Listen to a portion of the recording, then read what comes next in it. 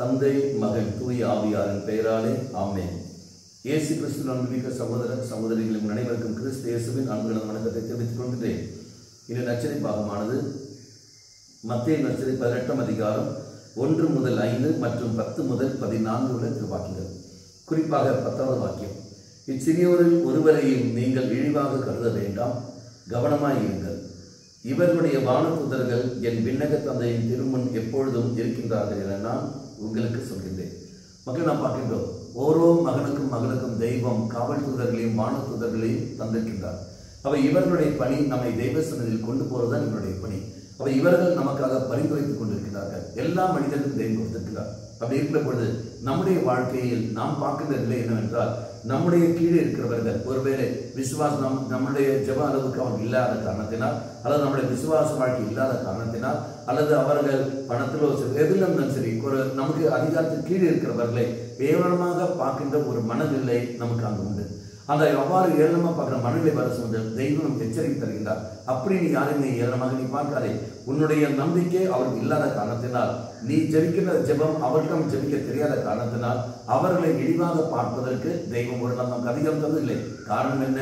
எவ்வாறு நமக்கு தரப்பட்ட அந்த வானதூதர்கள் நமக்காக பரிந்துரைக்கின்றார்களோ அதே மாதிரி இவர்களுக்காகவும் அந்த வானதூதர்கள் அங்கு பரிந்துரைத்துக் கொண்டிருக்கிறார்கள். அவருடைய விளைவு என்ன ஆகின்றது என்று நாம் பார்க்கின்றோம். அது விலை புரிந்து கொள்ள வேண்டும் என்றால் மத்தேயு நற்செய்தி 21ஆம் அதிகாரத்தில் 32ஆம் வாக்கியம், அங்கு இரு புதல்வருடைய உண்மை, அதில் கடைசி வார்த்தை, யோவான் நீதி நெறியை காட்ட உங்களிடம் வந்தார், நீங்களோ அவரை நம்பவில்லை, மாறாக வரி தண்டுபோரும் விலை மகளிரும் அவரை நம்பினர். பிறகு அவர்களை பார்த்த பின்பும் நீங்கள் உங்கள் எண்ணத்தை மாற்றிக்கொள்ளவும் இல்லை, அவரை நம்பவும் இல்லை. யோவான் ஆனவர் நீதி நெறியை காட்டுவதற்கு நம் முன்னே வந்தார், நாம் அவரை நம்பவில்லை. மாறாக இந்த சிறியோர்கள் என்று நீயும் நான் யாரெல்லாம் கணக்காக்குகிறோமோ நம்பிக்கையில் சிறியவராக இருக்கிறவர்கள் அவர்கள் என்ன செய்தார்கள்? நம்பினார்கள், ஏற்றுக்கொண்டார்கள். பரிதனும் பாவினும் அவர்கள் நம்பினார்கள், ஏற்றுக்கொண்டார்கள். அப்படி அவர்கள் நம்பினை ஏற்றுக்கொண்ட காலத்தினால் தெய்வ அனுபவத்தை அவர்கள் பெற்றார்கள். ஆனால் நீங்கள் நானும் அனுபவத்தை பெற்றுக்கொள்ளவில்லை. காரணம், இவருடைய வானதூதர்கள் பரிந்துரைத்துக் கொண்டிருக்கிறார்கள். பரிந்துரை காரணத்தினால் அவர்களுக்கு இவர்கள் ஒத்துழைப்பு கொடுத்த காரணத்தினால் இவர்கள் தெய்வ அனுபவம் பெற்றார்கள். ஆனால் நீங்களும் நானும் அகங்கார உள்ளத்தோடு மற்றவர்களை கேவலமாக பார்த்து கொண்டிருக்கின்றோம். அவங்களே விசுவாச வாழ்க்கையில் நாம் சிந்தித்து பார்ப்போம்.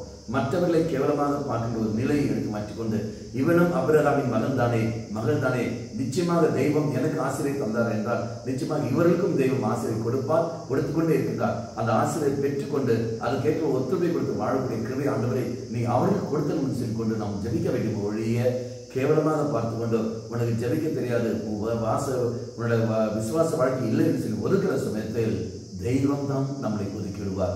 நாம் யாரையும் ஒதுக்கிறதுக்கு தெய்வம் நமக்கு அதிகாரம் தந்ததில்லை. கண்களை முடிக்கிறோம்.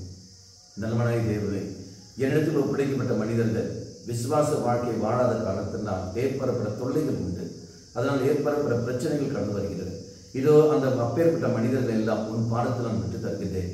எவ்வாறு வானதூதர்கள் பரிந்துரைக்கிறார்களோ அதே போல் இவர்களுடைய வானதூதர்கள் பரிந்துரைத்துக் கொண்டிருக்கிறார்களே, விசேஷமாக நாங்களும் சேர்ந்து கொள்கின்றோம். இவர்களை மனமாற்றியல்லோ விசுவாச வாழ்க்கையில் கொண்டு வந்தல்லோ தெய்வமே, ஒருவேளை எங்களுடைய பலவீனத்தின் காரணமாக நாங்கள் அகங்காரத்தோடு பார்த்தோம் என்றால் இந்த தருணத்தில் மன்னிப்பு கேட்கின்றோம். அம்மா மாதாவே, எங்கள் மாதாவே, என் அன்னையே, விசேஷமாக எங்களுக்காக பரிந்து பேசும். ஆமென். தந்தை மகன் தூய ஆவியாரின் பெயராலே ஆமென்.